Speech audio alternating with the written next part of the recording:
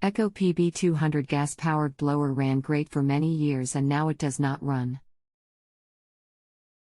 It would run for a while, then start bogging out and dying, like it was getting hot. Now, it does not start at all. I've taken the carb apart and cleaned it out. Still nothing. I bought an Echo 18-inch chainsaw the same day and it still runs great. I use the same mixed gas in both and I'm very careful to get the mix just right using Echo oil. When it ran somewhat, I could kind of keep it running by pumping the throttle, or sometimes it would only run at idle. Hello, where I live in Texas we have major fuel issues, so the first thing I like to start with when diagnosing anything is the condition of your fuel.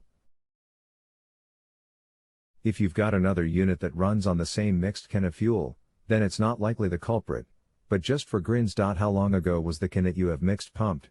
What size can is it? 1 gallon, 2.5 gallons or 5 gallons, and what part of the country are you located in? Apparently the further northern states don't have the fuel problem swamp water we have down here, so where you are located may negate this question. Let me know on those questions and we'll go from there. 2.5 gallon can.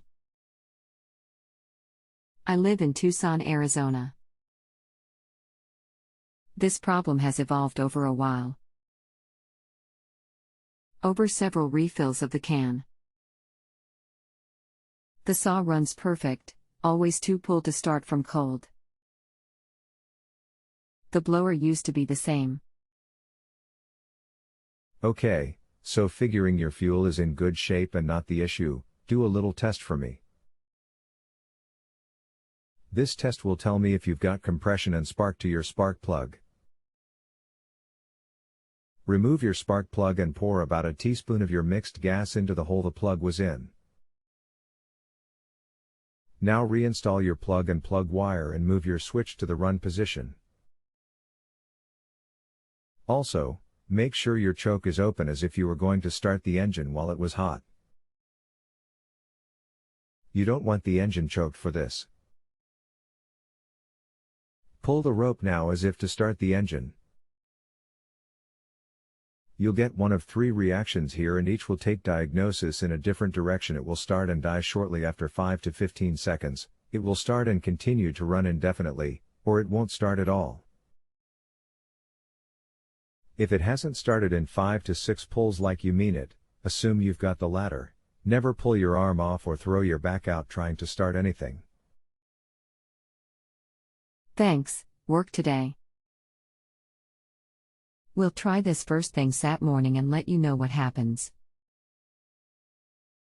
Okay, no big rush on my end. I'll be looking for your response. I did the experiment this morning. It started and ran for about 10 seconds. But, it didn't continue running. Okay, that tells us that you have adequate compression and ignition. The fact that it died tells us that it quit running once the fuel you introduced into the cylinder burned off. This means your carburetor and/or fuel lines/fuel filter are not doing their job properly. All that is left is your fuel system. Since your fuel is in good shape, and you've done at least a tentative cleaning on your carburetor, next you'll want to inspect or just replace your fuel filter and fuel lines. The fuel filter can get so stopped up that it can't feed enough fuel to the carburetor, and the fuel lines and/or grommet can develop a pinhole or leak of air into the fuel system that will cause an improper, or no-run situation.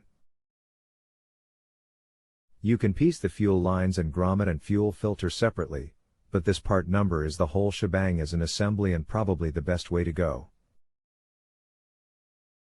90098. It's an Echo part number and you can order one online, or at your local small engine shop. www.partstree.com has them listed and there are many other places online you can get them as well. Let's try that next, and if you still have an issue at that point, then we'll look into your methods and parts used, if any, in your carburetor cleaning. I ordered the kit. That gas tank to carb situation is the weak link on every small engine I've seen. Weed whackers, etc. Seems like there would be a fortune to be made if someone could figure out a better way than rubber hoses and grommets that disintegrate constantly. Yeah, weak point in engineering or not, all rubber components in the system get stiff and break or leak naturally when exposed to gas, but sunlight, UV damage, accelerates the breakdown, and ethanol is not helping the situation at all, making it worse actually. Let me know what you've got when you get there and we'll go from there. Kit came in yesterday. Going to install it today. We'll let you know what happens. Okay, I'll be watching for your reply. I replaced the fuel lines, etc., which needed to be done regardless. And it wouldn't fire at all. I even tried your trick of putting fuel in a cylinder. I checked the plug and it was obviously wet. So I put the plug next to the cylinder and turned it over to make sure I had spark, and sure enough I saw sparks. So, I pulled some more, nothing. Fire, oxygen, fuel, right? I decided to try the plug out of my weed whacker. It crossed. The blower was an NGK BPM 8Y, the whacker was a Champion RCJ 6Y. Supposedly the same, except the Champion is resistor plug. Well, it fired. It kept running, but it seemed to smoke more than I remembered and seemed to be running a little hotter. But, it revving good. Idle seems low and sluggish. You kinda have to pump the throttle to get it spun back up. Is this from the different plug, or do I maybe need to adjust the carb? More likely needing an adjustment on the carburetor. Let me recommend that you get back into a BPM 8Y though. The 6 in your Champion is a heat range hotter, and when swapping plugs, if you have the option to go hotter or cooler, it's better to go with the cool side to avoid engine damage. A new BPM 8Y would be the way to go, but do adjust your carburetor. Your carburetor has a low speed and a high speed screw marked L and H. You've also got a physical throttle idle screw. Thread in both H and L marked screws until they seat lightly. You don't want to crank down tight on them because it can damage the carburetor. Once they're threaded in, back them both out 2.5 rounds out. Choke start the engine with full throttle applied. This setting is too rich, too much fuel, for the engine to run right, but it will start and run. Hold your throttle at full, and thread your H-marked screw in 1/4 turn at a time. You'll find a point where the engine begins to drop off and die lean mixture. When you get there, back the screw back out before it can die. Now back it out the opposite direction still with full throttle applied. You'll find it gets to a point while you're backing the screw out where it wants to die too rich mixture, and thread it back in before it can die. The spot you're looking for is right in the middle on your high-speed screw. Now release your throttle and let it drop down to idle. If it dies, thread in your physical idle screw that dictates the actual position of your throttle shafts a couple of rounds to bring up your actual idle speed. Restart the engine full throttle and let it drop down to idle. It should be idling now, only too fast. Now thread in your screw marked L 1/4 turn at a time until the engine acts like it wants to die too lean, and thread back out before it can die. Some carburetors have one of these screws preset so they are not adjustable. If you have one of these, there will be only one screw to adjust. Now back the same screw out the opposite direction until the engine acts like it's going to die too rich mixture, and thread back in before it can. Again, you want this screw in the middle between the lean and rich drop-off. Now that your low speed is set, back your physical idle screw back out. You want this one set low enough that the engine isn't screaming. Just thread it in far enough that it stays running. Your H and L screws are tied to one another. When you change one, it can affect the setting on the other. Since you set your L, you'll need to go back and check your speed on the H. Throttle the engine back up to wide open throttle, and note the speed. You'll find the change you made to the L will have either sped up the engine speed on the H side, or slowed it down. Adjust the H side accordingly. Thread in the H for faster engine speed, back it out to slow it. Keep in mind here, if you thread the H screw in too far, it can lean out the mixture enough that the engine can run too hot and burn up. So once you get the engine speed on the high side feeling and sounding like you know it has in the past, or what you recognize as normal, leave it there. Give the adjustment a shot and also the new BPM 8Y and let me know what you have. If you find it only has one adjustment screw, either L or H, let me know and I'll revise the info I just gave you. Thanks, Kyle. This is my carb. Sorry, pick is kind of large, but I believe it is the single version. The red screw can only be turned about +/half a turn. It does have the coarse idle screw. I'm going to get the new BMP 8Y plug this morning. How should I set this? Okay, the high speed is the only one that is adjustable. The red cap that limits the amount you can turn the screw is just that. It's a limiter cap. It's there to keep you from changing the setting.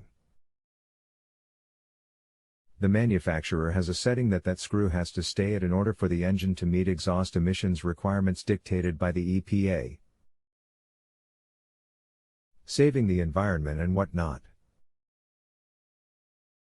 You'll have to pop the cap off to adjust the carburetor. Let me stress here that the cap needs to be back in place once you have made your adjustment. Remove the cap and retain it. Thread the screw in and seat lightly, now back it out 2.5 rounds. Now the rest is basically what I mentioned above. Choke start the engine with full throttle applied. This setting 2.5 rounds out is too rich, too much fuel for the engine to run right, but it will start and run. Hold your throttle at full, and thread your H-marked screw in 1/4 turn at a time. You'll find a point where the engine begins to drop off and die lean mixture. When you get there, back the screw back out before it can die.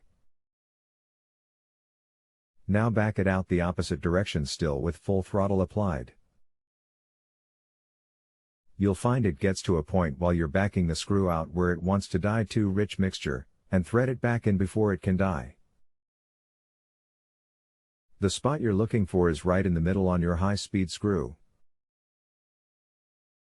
Your low speed is preset, so you're good there, but you may have to adjust the physical idle screw. Try it and hit me back.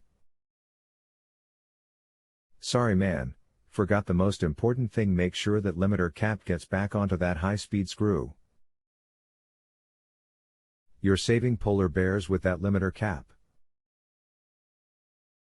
So, couldn't find an NGK plug in the greater Tucson area. They kept trying to cross it to the champion plug. I'm going to order one online. But, I wanted to clean the workshop today, so I put the old BPM 8Y back in just to see what would happen. Effing ran perfect. Must have blown some nastiness out of it with the hotter plug. I'm still putting a new NGK plug in when I get it. But, I think it's a done deal. Good to have all the new fuel lines into too. I have a 1,200 square feet garage/workshop. Can't tell you how much it sucks going back to a broom after using the blower. Thanks for all the help, man. You shared a lot of great knowledge I'm sure I'll use on all my other little two-stoked bastards. Go ahead and close it out, and I'll leave you a tip. Okay, that's great. Please get back with me if it's not up to par with the new plug in it, and yes, this will translate to other two-strokes. Echo's newer equipment requires a special machine you have to hook them up to adjust, but again that is to allow them to meet exhaust emissions requirements. They've squeezed the carburetors as tight as they can go to clean up their emissions output. They had to be even cleaner at that point such that they had to incorporate digital ignition timing advance in their ignition coils to meet requirements. It's great technology, it just changed the way adjustments are made to their equipment, so this won't translate to Echo's newer stuff but their older, and everything else as far as I know. Thanks, Kyle. Hey, I see you accepted my answer. Thank you. It appears it may have gone through twice. Did you intend for that to happen? If not, you can contact JAWS customer service and they can get it straight for you. Thanks, Kyle. If you have a home improvement or appliance question and want to chat with an expert now, visit justanswer.com/YTHI.